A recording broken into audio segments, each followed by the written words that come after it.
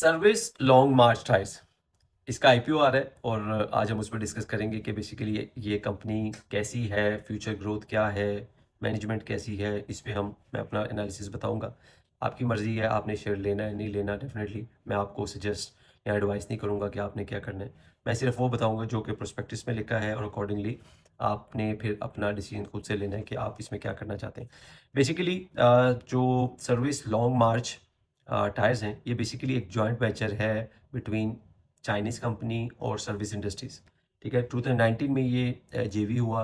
22 के अंदर जो है वो फैक्ट्री जो है उसने अपनी प्रोडक्शन स्टार्ट की और अब जो है 2025 में कंपनी जो है वो ना सिर्फ अपनी जो कैपेसिटी है उसको एक्सपेंड कर रही है, उसके रेवेन्यूज़ भी बढ़ रहे हैं। बेसिकली जो सर्विस लॉन्ग मार्च है, बेसिकली ये दो नाम जो है उनको उन्होंने ज्वाइन किया है। एक चाइनीज़ कंपनी है जिसका नाम शायद च्वांग लॉन्ग मार्च है और ये जो है सर्विस लॉन्ग मार्च है, इसका इस तरह से इन्होंने इसका नाम जो है वो किया है। कंपनी ने बेसिकली एक बड़ी स्पेशलाइज्ड टायर है, उसके अंदर कंपनी उस सेगमेंट में गई है जिसको कि ट्रक एंड बस शायद टायर कहा जाता है। ये ऑल स्टील टायर जो है वो मैन्युफैक्चरर है। बेसिकली ये जो स्पेशलाइज्ड कैटेगरी है, इसके अंदर 90% जो टायर्स थे वो इंपोर्ट होते थे पाकिस्तान में। सिर्फ 10% जो है वो लोकली मैन्युफैक्चर हो रहे थे।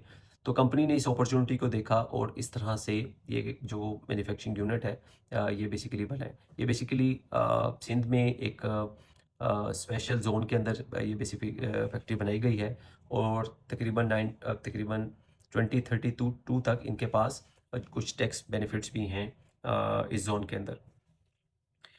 कंपनी ने जो कैपेसिटी यूटिलाइजेशन थी, जो कैपेसिटी थी सॉरी टायर बनाने की, वो तकरीबन 7.5 लाख टायर से स्टार्ट की थी। इस टाइम पे कंपनी तकरीबन 1.6 मिलियन टायर्स की कैपेसिटी के साथ जो है वो बैठे हुए हैं। 22 और 23 में कंपनी ने लॉसेस शो किए। कोई भी नई फैक्ट्री जब बनती है तो डेफिनेटली पहले 1-2 साल कंपनी जो है वो लॉसेस दिखाती है या आते हैं ड्यू टू, क्योंकि कंपनी ने लोन्स भी लिए होते हैं और शुरू में एडमिनिस्ट्रेटिव एक्सपेंसेस भी ज़्यादा होते हैं। कंपनी को टाइम लगता है अपनी सेल्स और सारे प्रोसेस में आने के लिए। 22 में कंपनी की जो सेल्स थी वो तकरीबन 16 अरब की थी। 23 में सॉरी, जहाँ तक के फाइनेंशियल्स उन्होंने हमें दिखाए हैं। 23 में तकरीबन कंपनी की जो सेल थी वो 16 अरब की थी और इस टाइम पर कंपनी की सेल जो है वो तकरीबन 50 अरब रुपए की है। 23 में कंपनी लॉस में थी। 25 में कंपनी जो है वो तकरीबन 10 अरब रुपए का जो है प्रॉफिट बना रही है। इसके अलावा साथ ही साथ कंपनी जो है, ये जो मैंने आपको सेल बताई है 50 अरब की, ये कोई लोकल सेल नहीं है। इसमें तकरीबन 30-35% जो सेल है वो कंपनी एक्सपोर्ट्स भी कर रही है, which is a very good point कि कंपनी ना सिर्फ अपनी जो लोकल मार्केट है उसका गैप फिल करने के लिए आई है, बल्कि साथ ही साथ ये एक्सपोर्ट्स में भी है। एक्सपोर्ट्स के पॉइंट ऑफ व्यू से बड़ी इंपॉर्टेंट बात यह है कि इनके पास तकरीबन जितने भी सर्टिफिकेशन चाहिए जीसीसी के लिए, अमेरिका के लिए, यूरोप के लिए, अफ्रीका के लिए, वो इन लोगों ने ऑलरेडी सारी सर्टिफिकेशंस ले ली हुई हैं। बल्कि वो 23 से ही एक्सपोर्ट्स जो है वो स्टार्ट होगी और एक्सपोर्ट्स भी जो है वो साथ साथ ग्रो कर रही हैं। कैश फ्लो वाइज बात की जाए तो कंपनी 23 के बाद ऑनवर्ड जो है वो कैश फ्लो पॉजिटिव है। ऑपरेटिंग कैश फ्लो जो है वो उसके बेहतर हैं। इक्विटी जो है वो 23 में जो थी वो 12 अरब की थी, अब वो इंक्रीज़ होके तकरीबन 31 अरब रुपए की कंपनी की टोटल इक्विटी है। अच्छा, ये तो हमने बात कर ली कंपनी क्या थी। अगर हम कंपनी की जो है वो क्वालिटी वाइज बात करें तो डेफिनेटली क्योंकि जो सर्विस है वो एक बड़ी कॉन्ग्लोमरेट है, डिफरेंट बिजनेसेस के अंदर है। ऑलरेडी टायर्स बनाते हैं, फूड जो है, इसके अलावा ये डेफिनेटली शूज़ के कामों के अंदर भी हैं। इसके अलावा इनके दूसरे केमिकल के बिजनेस भी हैं, फाइनेंशियल सर्विसेज के अंदर भी हैं, इनका फाइनेंशियल आर्म भी है। तो ऑलरेडी सर्विस एक बड़ा रिलायबल ग्रुप है। बहुत ज़्यादा मैन्युफैक्चरिंग एक्सपर्टीज़ है इनकी। हाई क्वालिटी ऑडिटर्स इन्होंने हायर किए हुए हैं।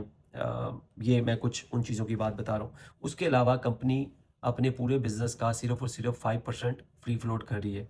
95% जो है वो कंपनी के पास ही रहेगा, उसकी मैनेजमेंट के पास रहेगा। अ, अगर हम बात करें कंपनी की अर्निंग की, अच्छा, इसमें बड़ा एक इम्पॉर्टेंट पॉइंट है कि कंपनी इस जो टोटल जो शेयर्स हैं ना वो बहुत ज़्यादा है। कंपनी की आईपीओ से पहले तकरीबन 7.4 बिलियन शेयर्स हैं कंपनी के। और इस आईपीओ के बाद जिसमें तकरीबन 400 मिलियन शेयर जो हैं वो न्यू फ्रेश जो हैं वो आएंगे, तो कंपनी के टोटल जो शेयर्स हो जाएंगे वो तकरीबन 7.8 और 7.9 बिलियन शेयर जो हैं वो कंपनी के हो जाएंगे।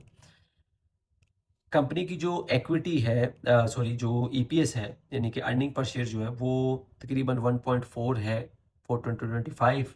2026 की अगर हम प्रोजेक्ट करें तो वो तकरीबन 1.6 पर शेयर बनेगी। ठीक है। आईपीओ की प्राइस जो है वो तकरीबन 14.5 से लेकर अराउंड, मैं उसको राउंड ऑफ कर देता हूँ कि तकरीबन 20 रुपये के करीब आईपीओ की प्राइस जो है वो वेरी कर रही है। बुक बिल्डिंग के बाद पता चलेगा कि एक्चुअली प्राइस आती क्या है।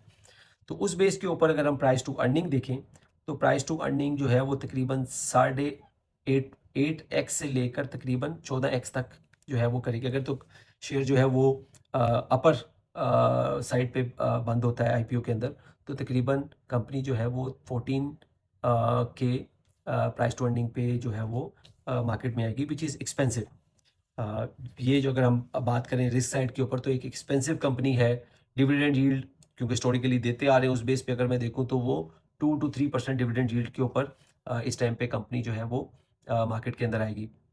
एक्सपेक्ट ये किया जा रहा है कि ये आने वाले दौर में भी अपने आप को इसी तरह ही जो है वो डिविडेंड देते रहेंगे। अच्छा, ये जो पैसा आईपीओ से रेज हो रहा है इसे करना क्या चाह रहे हैं? इसे ये करना चाह रहे हैं कि एक न्यू फैक्ट्री लेके आना चाह रहे हैं जिसमें पैसेंजर कार जो है वो उसके टायर बनाएंगे। फैक्ट्री जो है वो 2028 से जो है वो अपनी जो है वो मैन्युफैक्चरिंग स्टार्ट करेगी। तो अगले 2-3 साल जो है वो फैक्ट्री की को बनाने में, उसको मशीनरी में और इन सब चीज़ों में लगेंगे। टोटल जो कॉस्ट है प्रोजेक्ट की वो तकरीबन 22 अरब है।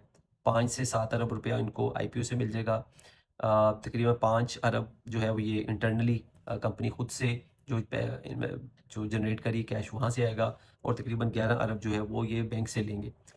तो नो डाउट कि कंपनी की जो एग्जिस्टिंग फैक्ट्री है वो एक्सपेंड करेगी अगले 2-3 सालों में, मगर ऑन द अदर हैंड जो नई फैक्ट्री लगनी है उसकी वजह से कुछ लॉसेज आएंगे उस नए प्रोजेक्ट के अंदर, क्योंकि ज़ाहिर सी बात है जैसे ही आप लोन लेंगे तो उसके इंटरेस्ट कंपनी को बियर करना होगा, एडमिनिस्ट्रेटिव स्टाफ आना शुरू हो जाएगा, और आपकी जो भी कंस्ट्रक्शन रिलेटेड कॉस्ट है वो भी कुछ ना कुछ आनी शुरू हो जाएगी। तो मुझे ऐसा लग रहा है कि कंपनी अगले 2-3 साल में ग्रो तो करेगी उसका जो अभी के ऑपरेशंस हैं, मगर नए ऑपरेशंस जो आने हैं जो 2028 से क्योंकि मैन्युफैक्चरिंग स्टार्ट होगी, तो उससे पहले जो है कंपनी उस नए बिजनेस के अंदर लॉस शो करेगी। तो मुझे ऐसा लग रहा है कि कंपनी तकरीबन 1.5 से 2 रुपए के अर्निंग्स के अंदर ही रहेगी अगले 2-3 सालों के अंदर।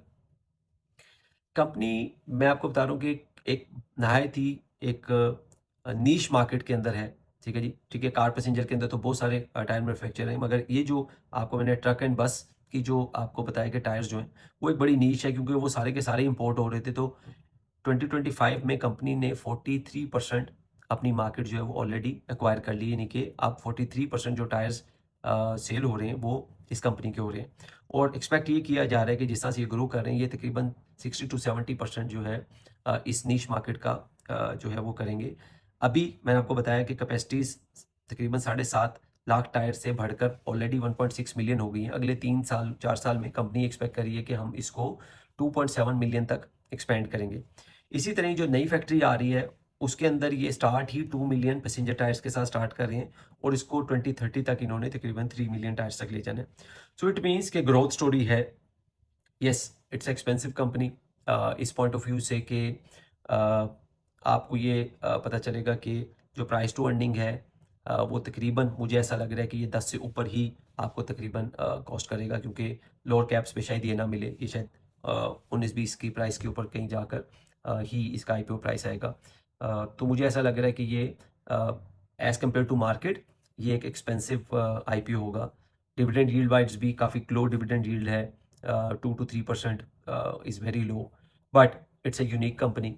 ऐसी कंपनी जो है टायर के अंदर, दूसरी टायर कंपनी ऑलरेडी हैं बट वो इस सेगमेंट में नहीं है जिसमें ये लोग हैं, तो इसलिए इनके पास ग्रोथ की अपॉर्चुनिटी बहुत ज़्यादा है अगले 3-4 साल में। तो मुझे ऐसा लग रहा है कि ये अगर मैं फाइनेंशियल्स की बात करूं, वेरी गुड फाइनेंशियल्स। अगर मैं उसके प्रोजेक्शंस की बात करूं जो आगे कंपनी क्या करने चाह रही है, वेरी गुड। अगर हम मैनेजमेंट की बात करें, वंडरफुल मैनेजमेंट, ड्यू टू कि उनकी एक हिस्ट्री है सर्विस वालों की। तो अगर मैं इन सारे एलिमेंट्स को देखूं तो ये सारे पॉजिटिव एलिमेंट हैं। दूसरी साइड पे कंपनी सारे का सारा जो भी रॉ मटेरियल है वो इंपोर्ट करती है। ये एक रिस्क है बहुत बड़ा कि हर चीज़ फ्रॉम टायर का जितना भी मटेरियल वो सारे का सारा कंपनी इंपोर्ट कर रही है, तो ये डेफिनेटली एक रिस्क फैक्टर है। Price to earning wise company expensive market में आने लगी है, तो डेफिनेटली एज ए इन्वेस्टर आपको सोचना है कि आपको इन प्राइसेस पे ये लेनी है या नहीं लेनी। इसी तरह ही आपने दूसरी साइड पे ये भी सोचना है कि ना सिर्फ प्राइस के डिविडेंड यील्ड भी लो हैं, तो ये इसके वो एलिमेंट्स हैं जो कि लोअर साइड पे। As a long term investor अगर आप मुझसे पूछेंगे मैं लूँगा कि नहीं लूँगा, तो definitely I would be interested कि अगर ये मुझे आईपीओ में मिल जाता है, या आईपीओ के बाद भी मैं कोशिश करूँगा अगर मुझे किसी रीज़नेबल प्राइस पे ये मिल जाए, ठीक है। आपने खुद सोचना है कि क्या आपने अच्छी कंपनी महंगी खरीदनी है या नहीं खरीदनी, ये आपकी अपनी चॉइस है।